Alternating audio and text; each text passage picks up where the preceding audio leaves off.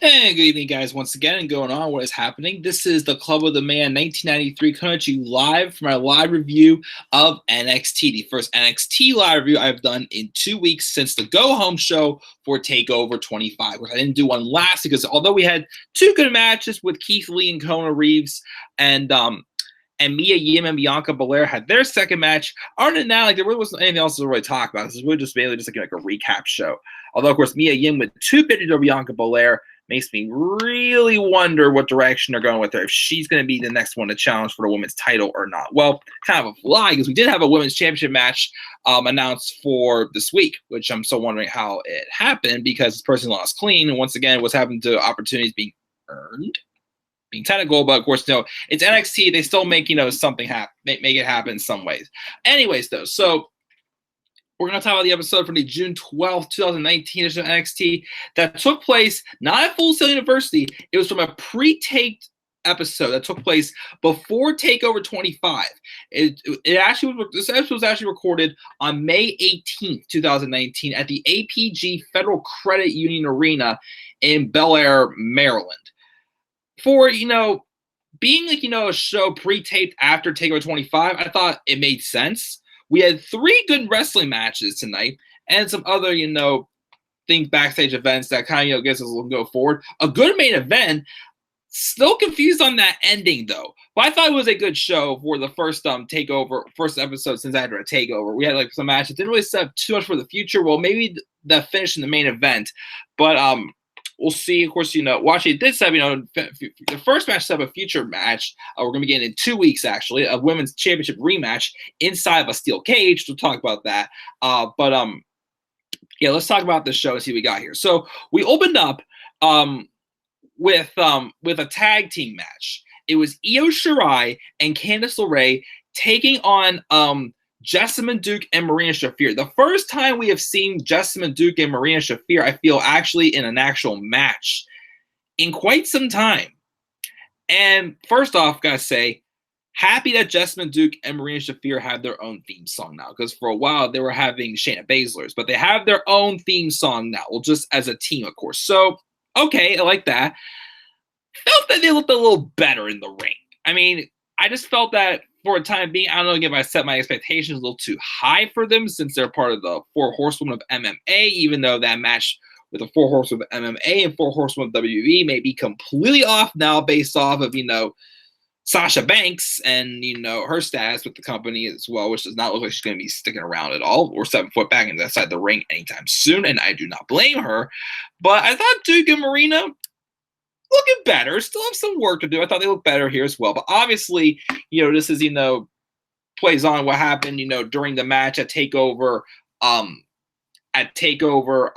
25, where Duke and Shafir tried to interfere, and Candice LeRae came out and saved Io Shirai, even though Io still lost the match, and she had that vicious looking assault on Shayna Baszler after the match, which was pretty good and pretty much a good aggressive side that kind of, they kept rolling here in this pre-taped edition before TakeOver 25. It kind of kept the story going. But the match happened, but then when it looked like Io was about to hit the moonsault on Jessamyn to get the win, down came Shayna Baszler to save her, and then Io didn't hesitate and just went out there and started brawling with Shayna Baszler. And I guess since, it got out of control, they call this a no contest. So they brawled. What was 2-on-1 assault from Shafir and Duke on Candice LeRae, who seemed to be able to, come out there alive because the referee separated them. But then Io and Shayna brawled until they went back behind the curtain and whatnot. And it was then announced afterwards that that Io and Shayna are going to have a rematch inside a steel cage in 2 weeks. So I'm still very confused again where they're going next with the women's title picture. Again, I really thought at some point Candice LeRae was going to be winning that championship based off that promo she had when she was told off Aaliyah and Vanessa Bourne, right before TakeOver New York, making something that she's going to earn her opportunity by going through the whole division. When she's had some matches, she hasn't really been having as many as I thought she would be having, but I thought it was going to be her. But now Io is still in the picture, it looks like, which I'm starting to wonder if this new attitude, this new aggression maybe transitioning her into a heel role, like eventually a heel role. Maybe like it'll be Candice LeRae and Io Shirai feuding for the women's title if Candice would dethrone her. However, though, what about Miss Mia Yim, who has won 2 matches against the formerly undefeated Bianca Belair recently? Don't you think she deserves a title match as well? So I'm very confused as where this women's title picture is going. So the next challenger is either going to be, well, we know it's going to be Io in 2 weeks, but TakeOver Toronto. Who's it going to be challenging Shayna? Is it going to be Io? Again, could it be Candice LeRae? Or it could be Mia Yim? I don't know, guys. It's very confusing as the women's division's really picked up on competition for sure, which is cool with me. So we'll see what happens down the line there. So that was that match. We then have a selfie promo of the Velveteen Dream. Camera's focus on the belt. He talks about how beautiful and deserving of the spotlight it is. Then he swerves to reveal he's talking about himself. He then teases the next experience, but dream over. I have to wait till next time, of course. We also get a recap of the first match that happened between Kushida and Drew Gulak. But Gulak, of course, was not happy to finish the match because Kushida didn't get him to tap out. And with him being a submission specialist like Kushida, he wanted him to submit him basically. So that's why we were getting ready to have a rematch between these two, which was a submission match. And before we got that, though, we got a teaser. We had another teaser video for Damian Priest. I believe Punishment Martinez, now Damian Priest, who will be in action next week, making his debut as Damian Priest, which I thought, as Punishment Martinez, he had a really good match back at an NXT Live event I attended back on March 1st earlier this year when he took on Dominik Dijakovic. Still miss him. I really want that match to Keith Lee. Really want it. But anyways, so we'll see what happens when he debuts next week. And then we have this submission match. It is again Drew Gulak taking on Kushida. Some good action thought back and forth, technical wrestling since he's trying to be a submission match. And Kushida eventually does get Gulak to tap out to his hoverboard block. After the match, Kushida's trying to put over Gulak since he put on a good match. But Gulak, though, who's a heel on 205 Live, first seemed like he was going to, deny the respect. When he started sticking his fingers to Kushida's chest, then he offers him the handshake. So I've been saying I want to see Gulak get some time on NXT also because, yes, he's doing great on 205 Live, but to give him something else to just give him stuff to NXT, he's had 2 really good matches. He had a good match the other week with Kushida, but this one I liked a little bit more because it was a submission match, and that was up his alley. And also, he had a good submission match with Matt Riddle. But both times he's tapped out, he's been a babyface. So I'm not sure why he's a babyface here, but heel on 205 Live.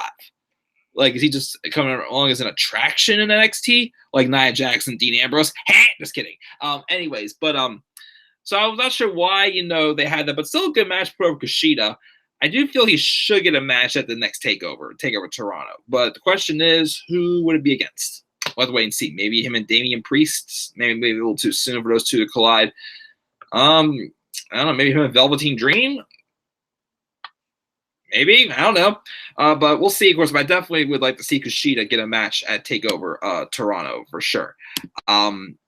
We then have a promo from the Performance Center's parking lot.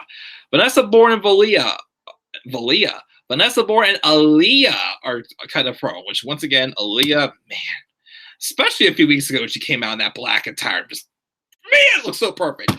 I'm glad though Aaliyah is finally getting something like more serious to do because again, I definitely thought she was an underrated talent for sure. Just eating pins for how many years. But I knew she was going to be in her time like anytime soon. But now, of course, her and Aaliyah working together works with me. But they're discussing that Mia Yim thinks she's next in line for a title shot. Once again, it's going to be Io Shirai getting another title shot in the steel cage in 2 weeks. But they said they think they're more deserving, but they won't step in the ring to prove it though until Mia studies up.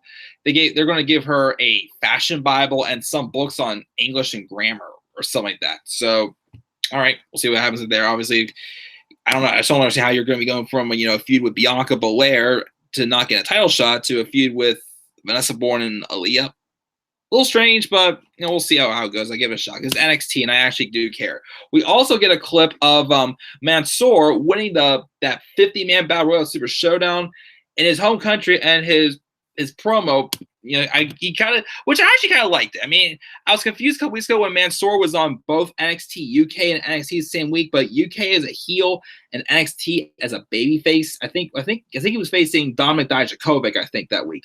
But he got this really nice promo saying how a year earlier when he was at the Greatest Royal Rumble, he appeared. He had no clue where he was going. Now a year later, he's winning one of the biggest battle royals in WWE history. So I guess Mansoor may be getting a little bit of a push in NXT. We'll see. We'll see what happens with that. Then we get our main event. It was Oney Lorcan and Danny Burch, the Brit Arm Brawlers, taking on Undisputed Era's Kyle O'Reilly and Roderick Strong. Kind of curious though, as it was because it seemed like ever since Bobby Fish came back and the Era dropped the tag titles, it did seem to me like that any of the tag matches, most of them were involving what they were before Fish got hurt, which was Fish and O'Reilly before Roddy joined them. So with Bobby Fish coming out with that sling on at Takeover 25 at the end when Cole won the title, I wanted to plan all it kind of it's fitting for it to be O'Reilly and Strong, but kind of also rematch from last year's pay-per-view TakeOver Chicago 2, because they had a really good tag team match last year. O'Reilly and Strong and Lorcan and Burch, they had a really good tag team match. And I thought this was a good tag match too, a lot of fun action there.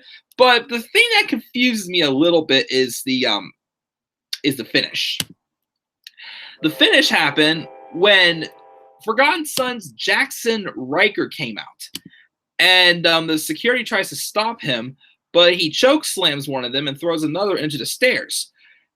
And while everyone else is dealing with him, Danny Burch makes a move and does a roll-up on, I think it was O'Reilly, can't remember, one of the two. And Lorcan and Burch get the win. So surprised to get the win over the Undisputed Era, which, not opposed to, and again, I'm surprised. I did think, it's definitely a big win for Lorcan and Burch. It's going to set him up for a tag title shot eventually. But my thing is, though, is that Jackson Ryker basically helped the babyface team win. Like, I get that, like recently, the Undisputed Era, 2 weeks ago, the Era did beat down Jackson Ryker up on the stage. And then, they're like all six of the people of the wrestlers besides Cutler and Blake teamed up to to beat down Ryker with the ladder at TakeOver 25, but are they starting to tease a face turn maybe for the Era? I don't know. Are they going to do what they did with the Shield? Make them baby faces, make them the hottest act going on now and on the brand, and then at their hottest point, boom, have someone be the one to break it up. I mean, that might be where they go with it, but the thing is, though, here's the thing. I'm starting to definitely worry about the Era going to the main roster because I'm not sure if I trust the main roster to book the Era right. I feel the main roster could ruin the Undisputed Era because, of course, it's ruining everybody else right now, so why would I trust them with the Era? So they could go to AEW. Maybe, who knows? But my thing is, I don't think they should break up in NXT. I think it should break up either on the main roster or in AEW. Because they do deserve, even though once again I keep saying NXT to me is just a third brand now because it's their own brand because it's better than the main roster product, the brand that the product that people in NXT are supposed to be working towards getting to, instead of going up to the main roster as like a demotion. But I still just for some reason have this soft spot that I don't want to see them split up in NXT. I'd rather see them split up again either on the main roster or AEW. So that may be rather go. But I was confused as to why Jackson Ryker basically cost. Well, I kind of get why, but it was just weird that Jackson Ryker was helping the babyface team wins. I don't think the Forgotten Sons are turning face anytime soon. I really do not. I mean, they've been getting better. I mean, they made a good impression, in my opinion, of course, in the Dusty Rhodes Tag Team Classic this year, and at TakeOver 25. But I don't think they have enough behind them to be babyface. Honestly, the Air, of course, they've always they could have turned them babyface any time. It's just them being the heels was the proper role for them with their gimmick and whatnot. So I guess they may turn them face. I don't know. We'll see. We'll see what happens in the weeks to come. But guys, that is my live review of NXT this week. I give it a B+. Of course, this was only like a one-time deal with this pre-taped show before TakeOver 25. Because of